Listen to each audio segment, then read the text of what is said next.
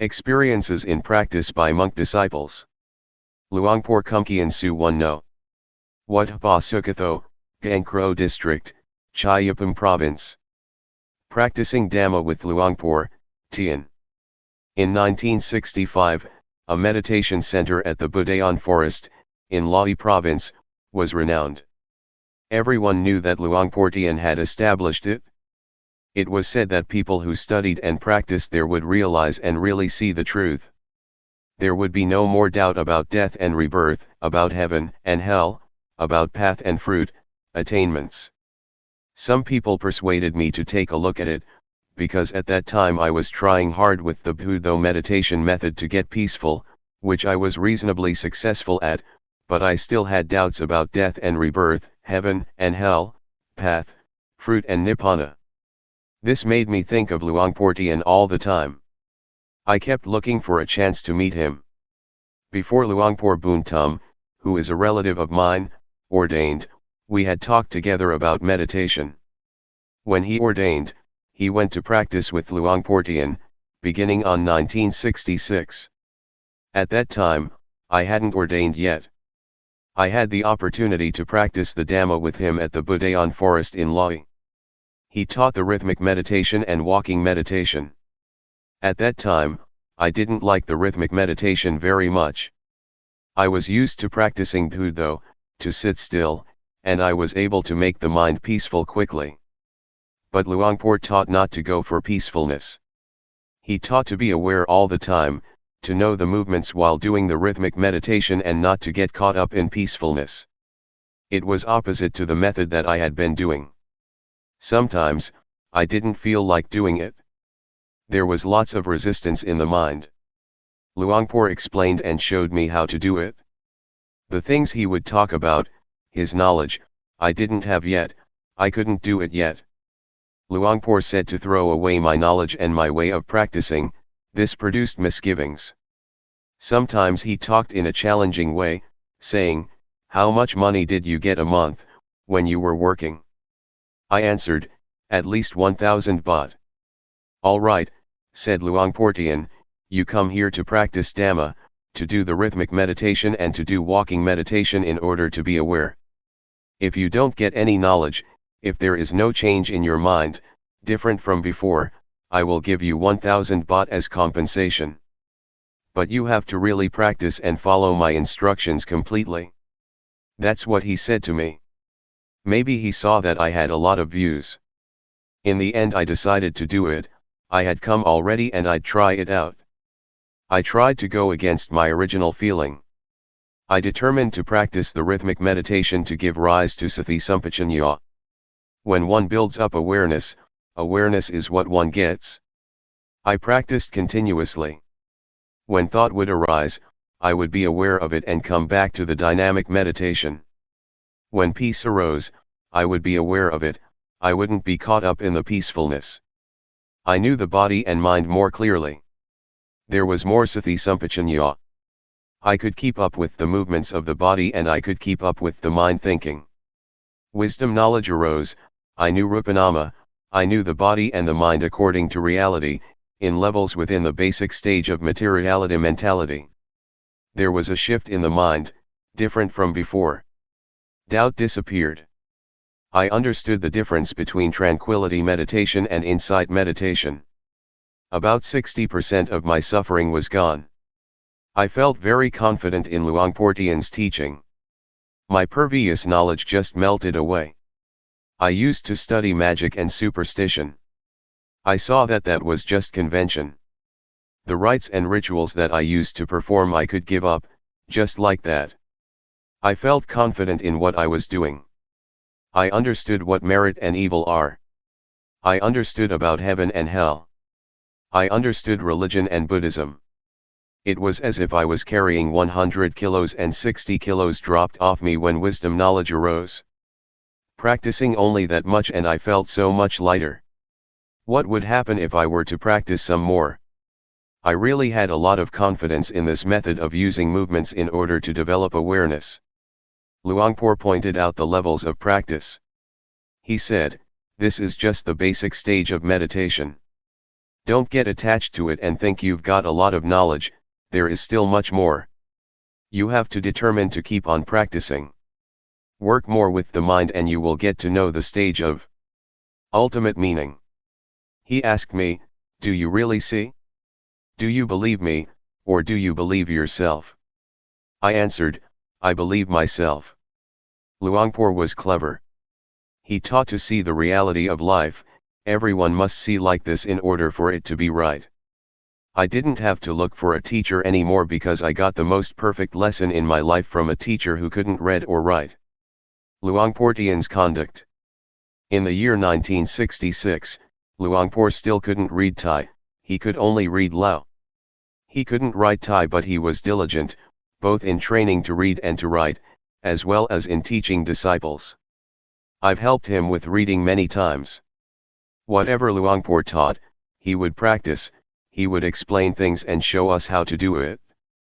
His life was very simple, sitting and lying down, eating. His daily life was orderly, he gave his disciples a lot of attention, never being worried about difficulties. He gave himself up physically as well as his personal belongings. He tried hard to use his life for others. He wanted people to really know the Dhamma. Even though more than 30 years passed, Luangpor's conduct never changed.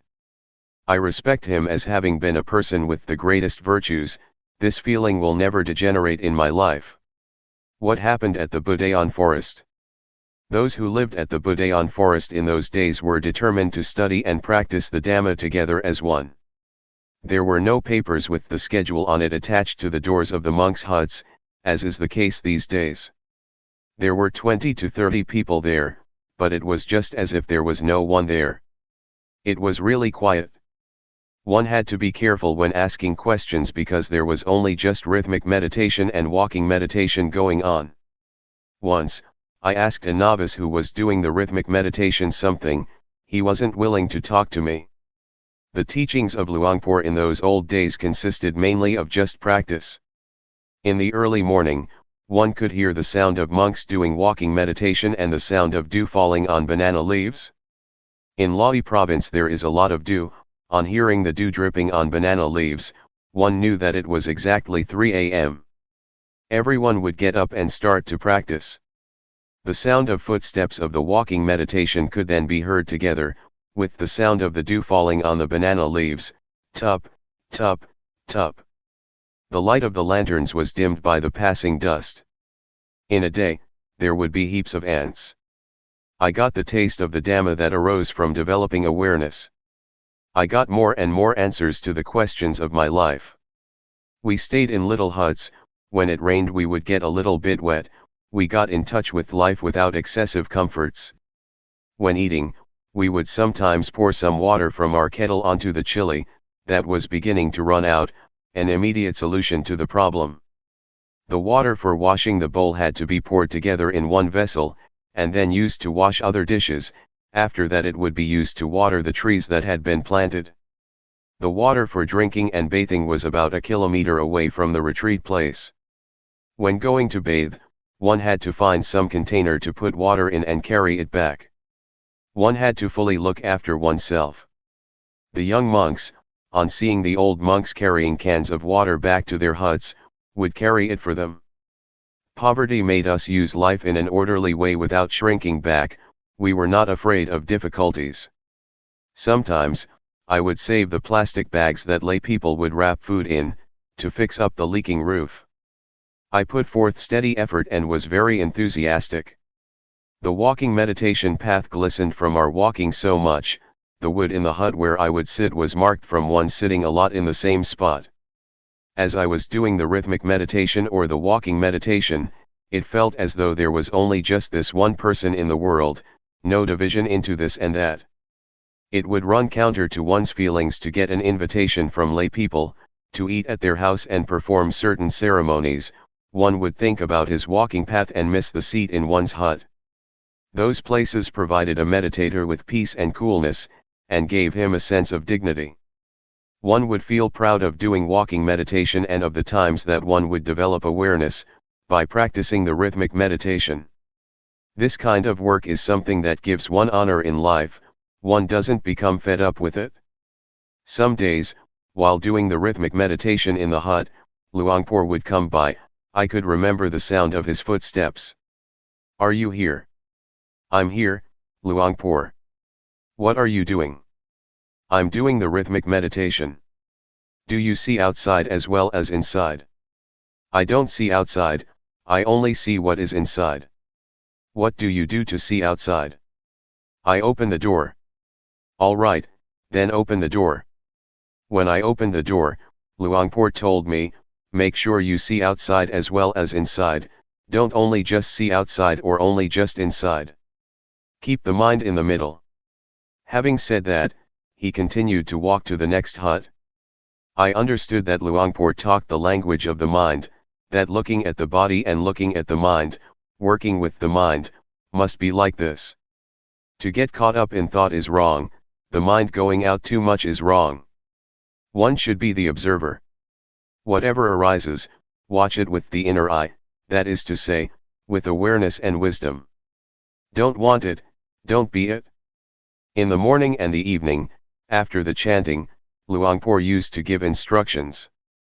There were no tapes to listen to or books to read, we would only hear the teachings of Luangpor, and we would get to know the stages of practice that would arise in the mind from developing awareness. The mind would change progressively, one knows and sees by oneself.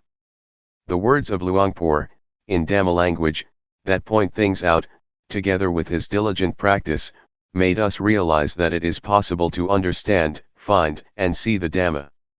It can be done. One can be liberated. The short interviews were not just thought-out questions, it was coming from experience, the results of meditation. It had nothing to do with reflections or analyses through reasoning. Rather, it is a fixed law of nature that exists already. It starts with rupanama, real things that actually exist. One gets energized continuously until there is not more ground for suffering to arise. There is not self anywhere. Luangpor taught just this. He pointed it out clearly, just as if he would take us by the hand, not letting us think and guess about it. When suffering doesn't have a base, it dries up, it doesn't sprout anymore. When the end of suffering is reached, there is nothing further to do. It is called according to reality, the remainder-less extinction of Namarupa. I'm not sure whether this is in the scriptures or not, I'm talking according to actuality. It cannot be termed otherwise. Luangpor's teachings pointed this out crystal clear. It's not that he just taught in order for us to understand intellectually. He taught to be. For example, a leech that sucks out blood. We didn't see it before, but when conditions are such that it drops off, we see it and we feel disgusted. But when the leech was stuck to us, we didn't know. This is similar to defilements in the mind. We give them the free hand as long as we don't know and understand. When we know, see, and understand them, they slip off. We feel in the same way as with the leech. When we are disgusted, we know, and then there is no need to ask anyone. Our lives come to an end at this point. We begin to study and practice the Dhamma with the form of rhythmic movements and walking meditation, developing awareness. I don't know whether other forms or methods are like this, also. I hold to this principle of developing awareness, using movements. Luangpor is my teacher. Whether this method can be found in the scriptures or not, may those who are intelligent reflect on it by themselves. What I've been writing so far is only just a small part, there is still much more, but it is not appropriate to say too much at this time. I guarantee that one day, if you have time to do the rhythmic meditation and develop awareness through walking meditation, Looking at the bodily movements and the thoughts in the mind, knowing them in time, able to chase and catch them, your existing problems and condition will confess and surrender because there is evidence. Those things will no longer harm you. You will become free. Life will be deathless, beyond birth, old age, sickness and death. The teachings of Luangpor spread gradually and continuously, until they reached the capital and went abroad. As long as there are human beings on this planet, of whatever nationality, if one studies one will find it just the same. I invite you to go ahead and study, whether you can read and write or not is not important. When Luangpor was very sick, he still kept teaching. He really dedicated his life to others. At the time that Luangpor had not yet ordained, he tried his best to let everyone see what he had discovered. I have spent a rains retreat at his home village. The old people there, as well as the young, told me about it. Not only that, but I've seen small well-built huts, 20 or 30 of them, built with his own money, so that people could practice. Also the food, which he would take care of by himself. When Luangpor was still a layman, he was rich and held a good position. He was an important trader in Chiang Khon district, Laos province. He had a big steamboat to take goods along the Mekong River. He would go as far up as Luang Prabang, Laos, and as far down as Nakhon Phanom, Thailand. In those days, one could freely trade between Laos and Thailand. On both sides of the river, people knew Nai Hoi, the trader, Portian. His real name was not Teean, it was Pun, but it was a tradition of people around there to call people according to their firstborn child. People thought it offensive to call someone directly by one's name. If we would call him Luangpor Pun, those people would take that to be a lack of respect. When Luangpor was a layman, many people respected and obeyed him. He was the headman of the village, and he used to be the leader in merit-making ceremonies. He offered enough money to build a whole temple. There are many things about him that haven't been mentioned. I don't mean to boast with these things. He was just an ordinary person like us, but he was someone who was able to discover the truth in this time and age. We should take him as our example.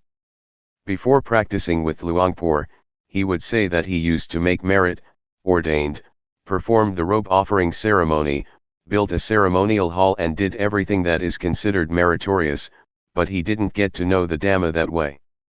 This made me think, hey, I didn't do as many meritorious things as Luangpor, I probably don't have a chance to know and see the Dhamma. But, in fact, it is not like that. Rich people as well as poor people can know, if one really practices and experiences bare and full awareness for a long enough period. Luangpor has been insisting on this all the way through. He challenged everyone and encouraged them to try it out and verify it for themselves. I would like to say that the reason I am a disciple of Luangpor is not because of his biography, not because of his external behavior, not because of hearing his words, or because of what people said about him. But it was because I tried out the method of developing awareness by using movements, and many, many results followed, until, in the end, there was nothing left of the word suffering. This was because of practicing according to Luangpor Teean's method. It is his teaching, to say that it is the method that the Buddha teaches is not incorrect. I'm not praising Luangpor Teean. I'm not bragging. I'm talking about what is practical, what is possible, what can be done in this lifetime. One doesn't have to wait for death, everyone can do it, can have it, can be it. Luangpor Teean is my teacher. I have followed everything he taught me, rhythmic and walking meditation, in order to generate awareness, to see the movements of the body with awareness, and to see thoughts in the mind with awareness, and to be the watcher of these two natural phenomena. Awareness and realization are the inner eye, they are the witness to the body and the mind, until one sees these two natural phenomena, and one gets the insight that they are only just material and mental things. They are not any self, they are just nature. Having seen it, one really knows that they are just rupa and nama, one knows how to deal with them and the problem is finished. One is beyond them.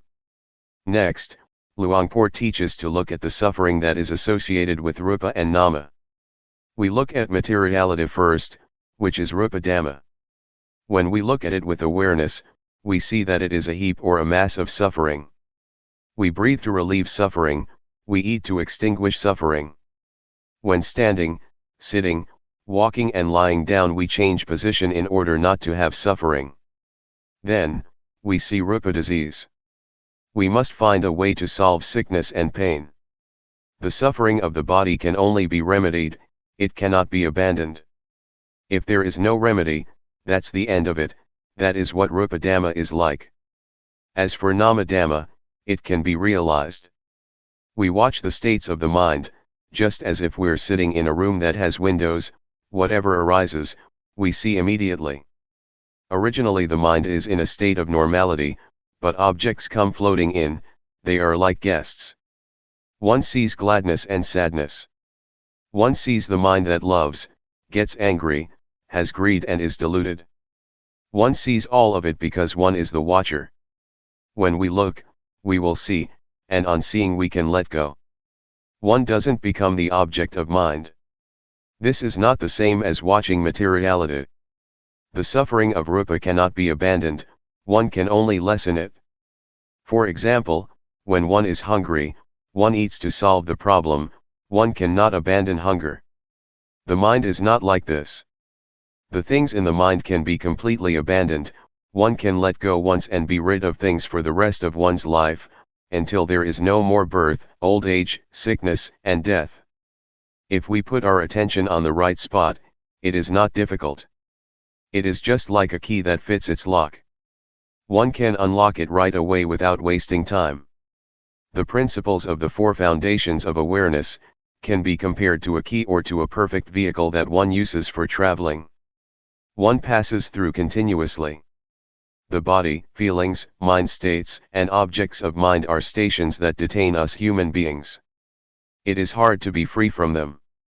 But if we develop the foundations of awareness a lot, and put our body, feelings, mind, and mind objects in the boxing ring, awareness will be the champion. It will conquer constantly because the body, feelings, mind, and mind objects are not any self, they will have to confess and surrender to awareness. The truth cannot escape the truth, what is not true cannot withstand verification. The principles of the four foundations of awareness compare with the just judge who upholds uprightness. They charge suffering, the ego, the self, like, dislike, gladness, sadness, defilements, craving, being caught up in things, the sense of me. These things cannot arise. One could say that the foundations of awareness are the contraceptive medicine to control the birth of suffering. Suffering cannot establish itself, because one sees from the beginning that there is only rupa and nama. When one sees from the start that there are only just rupa dhamma and nama dhamma, this immediately affects suffering. It is shaken. This matter is about ending suffering, it is about peace, it is about the remainder-less extinction of all suffering. Luangpor Teean Apagaro. Watsanam Nai, Bongrua District, Nuntaburi Province. The experience of meeting Luangpor Teean. I am a monk from out in the country. My parents were farmers. Before I ordained, I made merit and made offerings. I would go to the monastery as the tradition prescribed, and as my parents used to do. At that time, I didn't practice yet. I ordained when I was nearly 23 years old, in 1961. Having ordained, I studied in an ordinary monastery in Hudan province. I practiced some meditation, but I didn't understand it very well. In 1968, I spent the Rains retreat in Chayapam province, and after that I learned to give Dhamma talks. In those days, in order to give talks, one had to study with a teacher. It so happened that a layman from Lahi province came to visit his relatives here, and he had heard Luangpor Teean speak Dhamma with Ajahn Mahaboatong, the latter being one of his first disciples. He practiced with Luangpor Teean, and he was invited to give a talk to the lay people at my wat. This man kept talking to me, telling me all about it, and it struck my mind how he could talk about the Dhamma. I had been a monk for 7 years but still didn't know or understand Dhamma. This made me doubt, and I felt ashamed of myself. I had studied some scriptures, but where was the Dhamma? Ajahn Mahabhotang had studied until he had a degree and still practiced too. Where is the Dhamma to be found? If I stayed to be a monk for many years, when I gave a talk there might be meditation monks present, and then I would be embarrassed. So I thought to myself, this year I have to go and practice the Dhamma, I have to go and study the Dhamma with Luangpor Teean to know and understand. As for learning how to give talks, it could wait. At that time, I was imagining that one would probably get psychic powers from practicing meditation, and that one would be able to dive into the earth, become invisible, disappear and those kinds of things, because that is what I had read in books. It is said that one could get the divine eye and ear, and I thought that it really was like that. That would be great. So I decided to find a teacher. I had very high expectations, they pushed me onward. I went to see Luangpor Teean at the Budayan forest in Lahi province. I arrived in the evening and asked to see Luangpor, but he had gone to his home village to open a meditation retreat there. I wanted to go after him. At that time, I had very strong confidence in Luangpor. I wanted to see what Luangpor Teean looked like. However, the monks told me to spend the night there first, and the next day they would take me to him. I agreed. I had a talk with Ajahn Mahabhotang but I was still thinking that I wanted to see Luangpor Teean. The next morning we set out to find Luangpor Teean at Bohom village. We arrived around 10 o'clock in the morning. I paid my respects to him, and he asked me, "Where do you come from?" I told him that I ordained at my home village in Udon Thani province and that I had been studying for 7 years. I told him about my doubts and that I wanted to practice the Dhamma with him. He didn't say much. He asked, "Are you really interested?" I said yes. He asked, "Are you going to practice sincerely?" I said yes. He said, "Practicing Dhamma is easy. There is no need for ceremonies and rituals." I liked that. I had already decided that if he told me to recite rising falling, I wouldn't do it, because I found it was embarrassing. But he was talking about practicing in a simple way, being at ease, using movements. No need to close the eyes while sitting, raising the hand, lowering the hand, making movements. Hey, that sounds simple. He showed me how to do it, and I followed him. When I was able to do it, he let me do it by myself. I felt a bit embarrassed at first. I am someone who easily feels ashamed. He told me to stay alone in a hut. I practiced alone at Bohom village for as long as 15 days, but I still didn't understand. After that, I practiced at the Budayan forest for about a month. Luangpor came to see me every day, 2 or 3 times. He would ask me with a few words about whether I understood or not. I didn't. Later on, one day, after the chanting, I sat chatting with Luangpor and Ajahn Mahabhotang. I told him that I would probably not understand if I practice like this. I had been ordained for 7 years and still didn't know, still didn't understand. Luangpor asked me if I understood Rupanama yet. No. I asked Luangpor if I could practice intensively for a while, which means not to go for the chanting, not to go on alms round and just practice by myself in my hut. Would Luangpor allow me to do that? Luangpor said, nobody has ever done that before. He thought and talked for a while and then agreed. It was decided. As for the food, it was up to Luangpor to tell a layman to bring it over to the hut. I practiced intensively for about a week and I understood, it was just basic understanding. At first I didn't see Rupanama, but later I did, I understood. Altogether, it took me about a month. Now I understood the meaning of ordination, even though I had been a monk for 7 years. I didn't know before, I just studied from books. Before, I just shaved my head and wore the brown robe without understanding anything about the way of life of a monk. Understanding arose as I was doing the rhythmic meditation, raising the hand, I was aware and knowledge arose. I knew without anyone telling me. What I knew, I had never heard and had never read in any book. Knowledge and understanding arose by itself. I saw Rupa and Nama. I saw Rupa Dhamma and Nama Dhamma, I saw Rupa disease and Nama disease, I saw convention. I saw impermanence, instability, and non-selfhood. I saw evil and merit. I saw religion and Buddhism. I saw until the end. I knew all this in an instant. This is the basic stage. I knew this after having practiced intensively for 7 days, but altogether I had been practicing exactly 1 month. I knew Rupanama. I knew many things. It was the knowledge that comes from the defilements due to insight, it is the knowledge of analytical knowledge. Luangpor had a way of teaching, but I didn't know it. Even while doing walking meditation, there were things in my mind. I was thinking about my father. I have been an orphan since I was 5 or 6 years old. My mother looked after me. I thought about my father. He was someone who didn't know anything. He didn't know why he was born, he didn't know and see himself. But I couldn't help him. I could only do something about myself. The next morning, Luangpor told me to stop the intensive practice. He was afraid others would want to follow my example.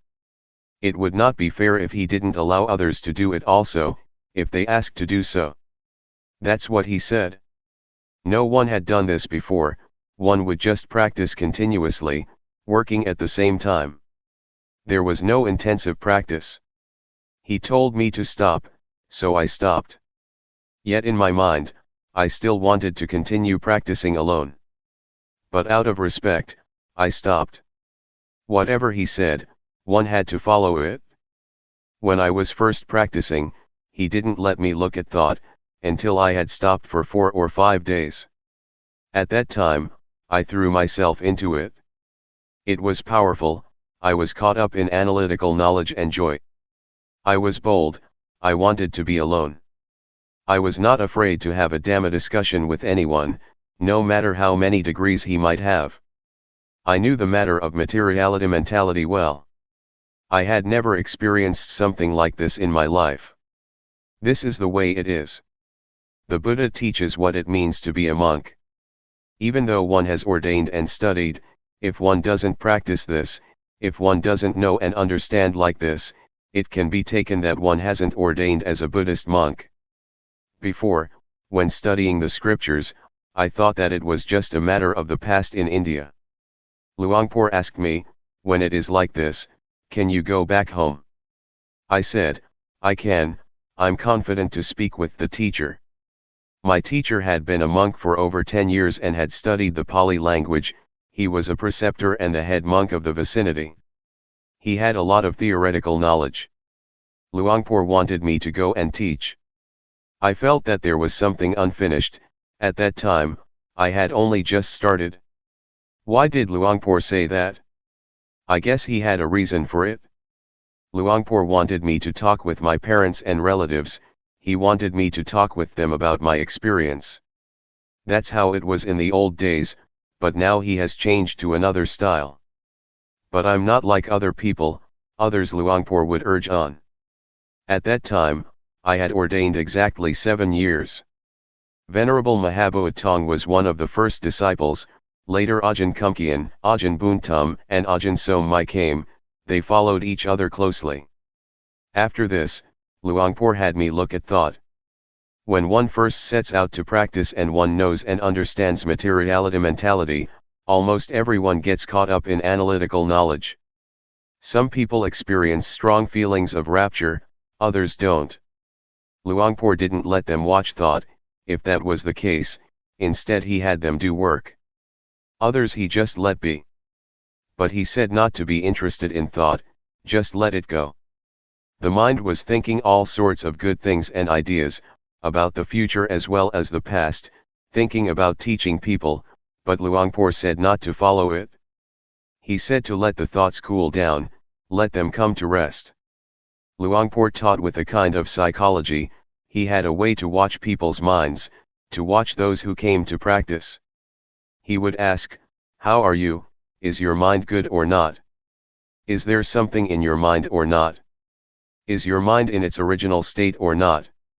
When the mind was in its original state, just like there was nothing there, not knowing or seeing anything at all, he would tell that person to watch thought. The Buddha was enlightened because he worked with the mind.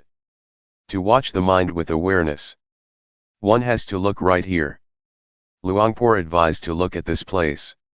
He said, "No thought and let it go." He had us do the rhythmic meditation, to be aware of movements and to watch and see thought. That's about all he said, and then he would vanish. I watched thought for 9 days and I saw objective matter, ultimate meaning, and changing conditions. It was in the evening that I saw it. There was a change in my mind. When I saw Rupanama there was another kind of change, but on seeing ultimate meaning, there was another change.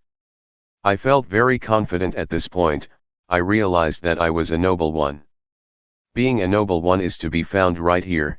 It is not to do with shaving the head or wearing brown robes. I saw that it was right here. Luangpor taught whoever came to practice to look at the mind, to watch the various thoughts. When there is a change in the mind, everyone should know and see it. This was his method of teaching. He would ask the practitioners what they saw and understood. We would inform him that we knew or understood ultimate meaning or whatever it was. Formerly, I understood that in order to be a monk, a noble one had to shave the head, wear brown robes and stay at a monastery, but now, I understood that anyone can be a noble one, women as well as men. One can wear clothes of whatever color, one can have any nationality, speak whatever language or uphold any religion. This was not yet clear when I knew Rupanama. I understood it but not yet clearly, but on seeing ultimate meaning, awareness was more clear and I saw things that were more refined. I looked at thought until I understood ultimate meaning and various other things. Luangpor advised me to watch thought and to cross over to ultimate meaning. Another change took place. I saw greed, hatred, and delusion, and after that there were more changes. I understood and saw in stages. I understood sickness and death, heaven and hell, evil and merit. But I didn't know in the same way that Luangpor knew. Luangpor knew in stages, but my understanding was different. It wasn't long before the mind changed a third time, and it changed completely. I saw greed, hatred, and delusion at the same time as objective matter, ultimate meaning and changing conditions. After that there were insights continuously. I saw virtue, I saw sensuality, etc., until I knew everything. I understood what the Buddha taught. I practiced alone and didn't talk with anyone.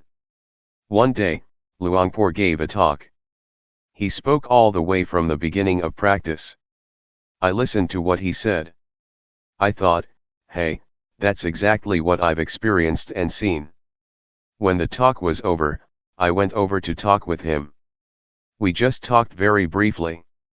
Since that day, for me, whatever someone may say or teach, I am completely confident that the method that I practiced with Luangpor, the method that Luangpor teaches, is a shortcut, is a straight way of practice, is a method that has nothing to do with ceremonies and rituals. The paths, fruits and nibbana, that we are doubting about, that we're searching for, that we're trying to attain, have nothing to do with studying. One can study or not study. It is another thing altogether. I really am confident about it. Counting from the day that I started to practice by myself, about 1 month and 20 days had passed, from the outer bark to the heartwood. On the last day, I sat doing the rhythmic meditation. I mostly sat, I walked less. It was as if I came to an end, as if I was finished. But awareness was still good. I still felt everything clearly. I was thinking by myself, am I crazy or not? No, I'm not. The eyes still see, the ears still hear, and I still know coming and going. I'm not crazy. Why is it like this? At that time, I didn't know yet. But when I knew, I realized, this is not wrong, this is really what the Buddha teaches. I went to talk with Luangpor and informed him that it was like this. He said, birth has ended, being has ended, the practice has finished. Luangpor used to say that, the Buddha cut his hair only once and that the Buddha kills people, but most of us don't understand these comparisons, we don't know what has been cut. But when I experienced it, I knew that things are like this. When I talked with Luangpor, we didn't talk very long, when I knew, he just let me go. During the last stage that I was watching thought, I looked at my mind changing continuously, in periods, in stages. But there must be an object to know, if one knows without an object to know, if one knows absent-mindedly, it shows that it is not right, it is still wrong. There must be an object constantly, one has to see constantly. I completely understood about the training in virtue, the higher training in virtue, the higher training of the mind and the higher training in wisdom. I knew all of it. But I cannot speak in the same way that Luangpor did. The way he used to talk was that things have to be like this and like that, but what I saw was more like an immediate liberation. Luangpor has another style. It goes in stages. My way is different. Altogether there were 5 shifts in the mind, it happened very quickly. With the last one, I knew the state of arising passing that Luangpor used to talk about. They say, the eye sees a form, it arises and passes. One hears, it arises and passes. Something comes in contact with the body, it arises and passes. This is what's in the scriptures, anyone can say it, but this has nothing to do with the state of arising passing. It is something different. I can really guarantee this method. At this time, with Luangpor having passed away, I can insist that the principles of the method that Luangpor teaches are right. If one really practices, one will get results, regardless of who it is, one can be ordained or not be ordained, it is not connected with having accumulated virtuous qualities in the past. It doesn't depend on anything. This is something different altogether. That's the way it is. Practicing intensively in order to be aware, these are just words. One keeps to oneself, one doesn't talk with anyone, one is alone in one's hut, practicing awareness will become more continuous. This is external practice that people can see, but if the internal awareness is continuous, then, even though one doesn't stay alone, it is also intensive practice. But it is difficult, it is not easy to be constantly aware all the time. But if one can do it, it is intensive practice. Some people can do it without difficulty, wherever one may be. Among 100 people, there may be 1 or 10 who can do it like that. At first, it is quite hard though, one cannot yet catch the awareness, and there are a lot of thoughts. Awareness can't stand up to the thinking, there is only little awareness. But when practicing for a long period of time, the awareness gradually increases. But at first, one sometimes feels disheartened, awareness arises with difficulty. When I first practiced with Luangpor, I sometimes did some walking outside the hut, but, later, when I practiced intensively by myself, I mostly was inside the hut and didn't go outside. I used the posture of sitting more than the posture of walking.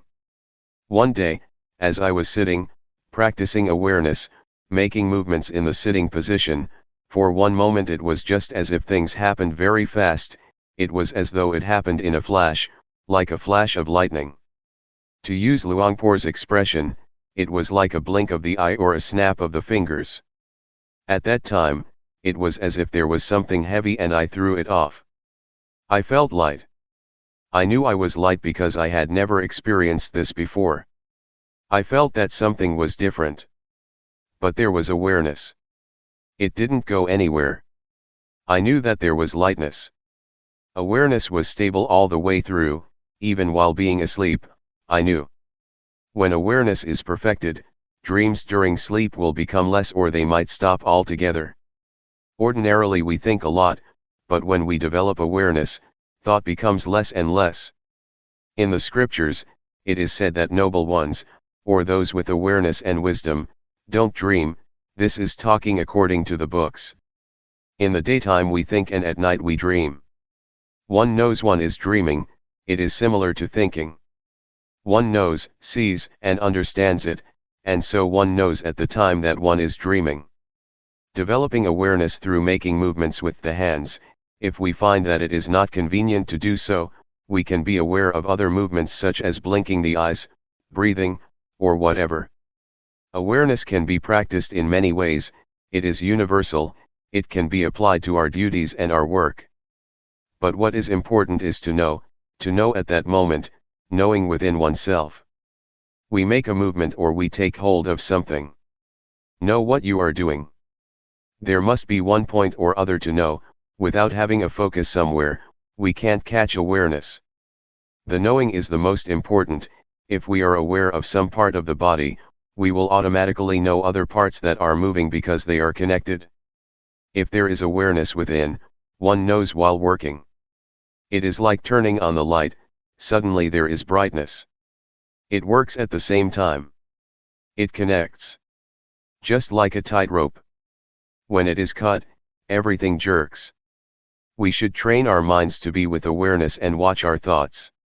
Never mind if the mind thinks. It is not that we try to stop thinking. Go ahead and let it think. But look at it. We are just the observer. Observe it continuously and let it go. Trying to train like this, one will make gradual progress, until one reaches that point. All things arise from a cause, things pass because the cause is no longer there, that is what monks teach. But we don't know what the cause is. The monks teach cause condition, object condition, etc. There is a point where causes are finished and conditions are finished. We don't know where they went. No one followed to see what happened. Whether one knows or not, one doesn't see it. We shouldn't call this point the end, because it would be encouraging people to do evil. It would be misunderstood by people who still don't have enough understanding. Therefore, the way of teaching must be a skillful one. Luangpor said, "There is no coming and no going." One can say as much as that. If we were to say that there is no life after death, it would just be the end of the matter, and people wouldn't do anything. They would call it wrong view that one who does good doesn't get rewarded, or doesn't get merit from meritorious actions. There is no heaven and no hell. This is a wrong teaching. There is no coming and no going, reflect on it yourself. It's up to you to figure it out or not. Study it for yourself, know, and see, and be it for yourself. That is better than what someone else might say. When you are and have this knowledge, you will be at ease. Others may want to be reborn. That's their business, but we don't come from or go anywhere. We stay here. In reality, if we understood what the end of life really is, we would be at ease. Everything would be done easily and in comfort. But as it is, we don't understand, so we act out of not understanding, we act in an ignorant way. To act with knowledge is different. There are people who know, but people who don't know still don't know, even when they practice. They are not sure and not confident. But for someone who knows, whatever happens, he or she is sure, whether one practices or not, one is confident. Because one knows. One can practice or not, it really is very simple. The Buddha teaches to practice simply. When we get to that point, we see that the Buddha's teaching is very simple. It is so simple that nothing remains to be said, or there is nothing left to teach. What is there to get? There is nothing to get. Putting it simply, the Buddha teaches to stop, doesn't he? He teaches people to stop. But we don't stop. We're not willing to stop. When we stop, it will be finished, there is nothing. But the body still goes on living, one still eats, one still does various duties and practices, the body still moves. But inside, there is stillness, there is not wanting, there is coolness. It has stopped, it is enough. We could talk in terms of path, fruit, and nibbana, or whatever. There is not birth, there is not death, there is not aging, there is not sickness, there is not going, there is not coming. These words are convention, words spread out and enlarge.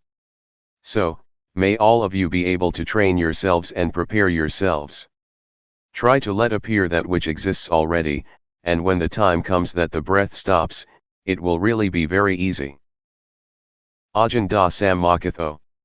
Wat Buddha Yanuntaram Monastery, Las Vegas, 5320 Kell Lane, Las Vegas, Nevada, 89156. Presently living at Redding Meditation Center. www.reddingmeditationsociety.org. The path that is a path. The word path here doesn't mean a path on land, in the water, in the air, or a footpath, but it means a path to be traveled by the mind.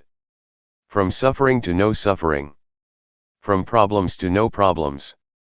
From darkness, complexity, and confusion to brightness, peace and coolness. The Buddha is only the one who pointed out the way, Akatha Aro the Takatha. Whether one travels on the path or not, depends entirely on the individual who chooses to travel the path. Whether one acts, speaks, and thinks in a good or bad way, is a personal matter.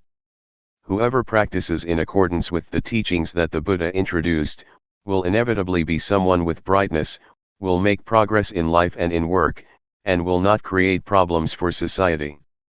By contrast, whoever has no interest in the teachings of the Buddha, will experience suffering and will drop into darkness and delusion. Such a person doesn't know the direction that life should take. Such a person is ignorant of what is what, and harms both self and others out of delusion and lack of understanding, through bad behavior in body, speech, and mind. Such a person is under the influence of greed, hatred, and delusion. Described in the biography of the Buddha, as well as before the time of the Buddha, some practiced physical torment of self, and it was widely believed that the 7 or 8 absorptions were the highest of attainments. The Buddha saw that such was not the way to completely escape suffering, it is just a way to temporarily become peaceful or to subdue oneself, like putting a rock on top of the grass. The Buddha rejected those methods, and sought the way out by working with the mind. He continually observed with awareness the conditions that, without pause, arose in the mind, changed and passed away. This caused him to realize the truth, he found the answer to everything, he was the perfect Buddha. He knew right as well as wrong. In sum, the Buddha searched for 6 years to find a way out, through all the various methods that existed in those days, were all just deluded ways, wrong ways, closed ways. They were dead ends, they were paths that are not paths. Awareness to continually watch the movements of body and mind, in accordance with the form of the 4 foundations of awareness, highlights the importance of the section, in that sutta, which stresses, 1. The postures and, 2. Sampajanya, or awareness directed towards the body.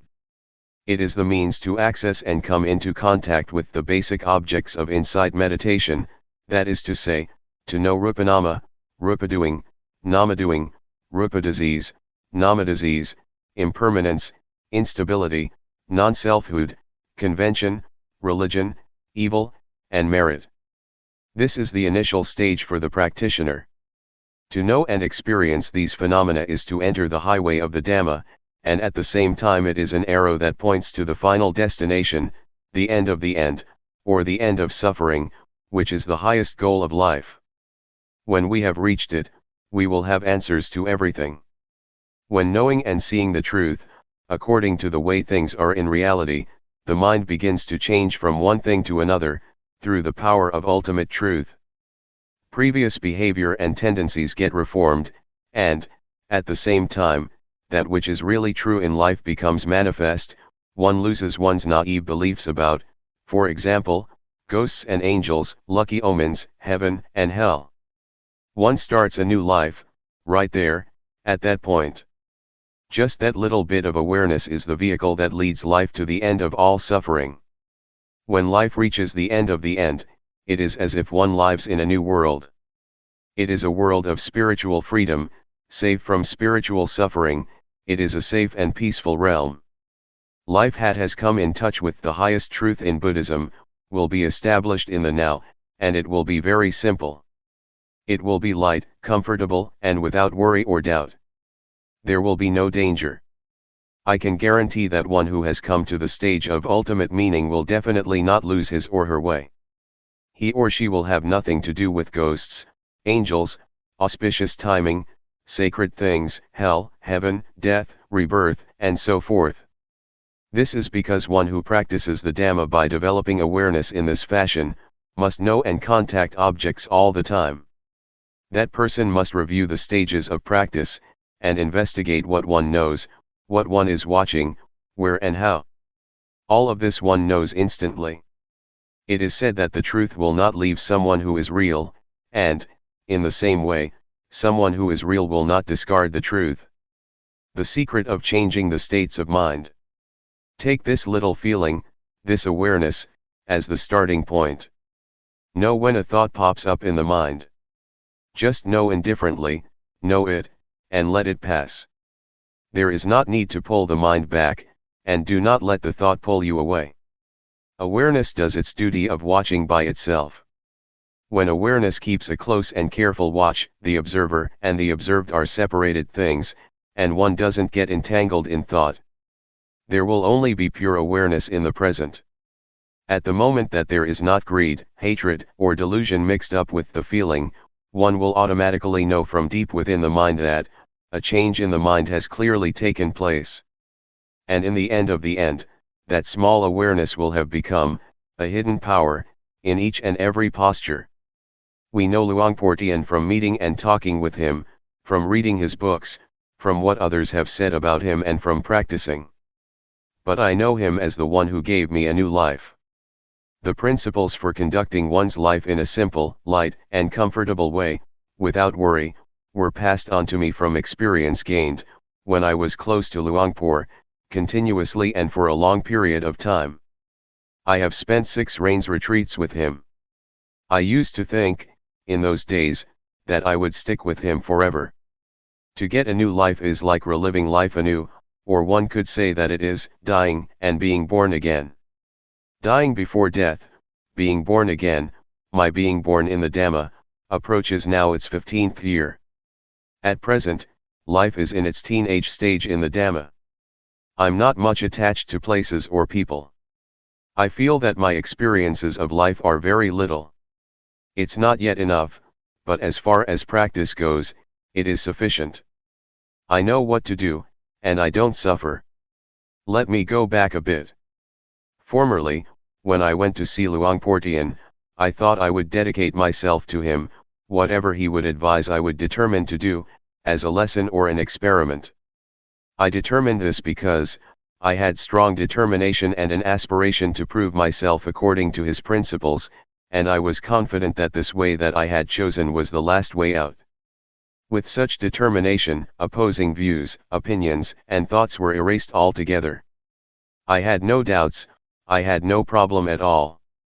When I started to practice with determination, fully and continuously, by being aware of standing, sitting, walking, lying down, bending, stretching, moving, blinking, breathing, swallowing saliva, leaning to the right and the left, raising and lowering the head, eating, drinking, going to the toilet, dressing, and so forth for 3 days, I was aware and completely awake. Awareness was purely in the present, there was no past or future. Materiality and mentality appeared clearly and cut off doubt. I saw Rupa as Rupa, and Nama as Nama. On seeing it, doubts disappeared.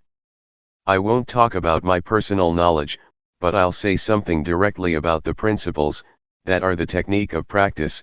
To practice intensively, alone in one's room, is a wonderful opportunity for someone who is seeking a way out for oneself, and it presents an opportunity, for those who are keen on this way of practice, for those who are real, and for those who are genuinely determined, and who practice sincerely, to really prove this style of practice.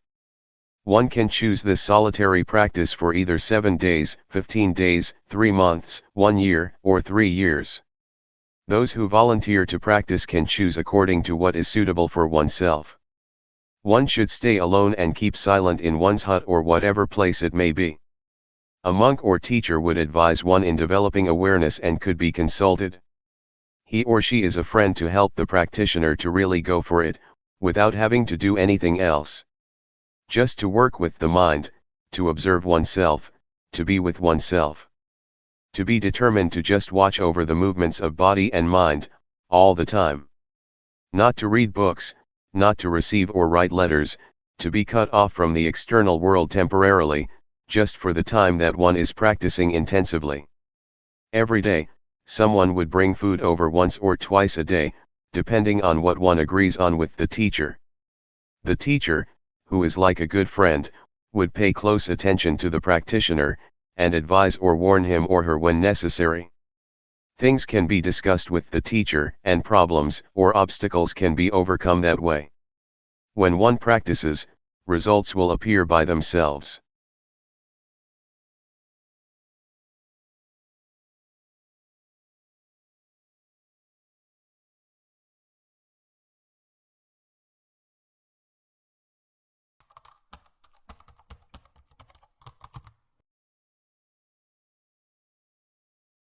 May all beings be at ease, whatever living beings there may be,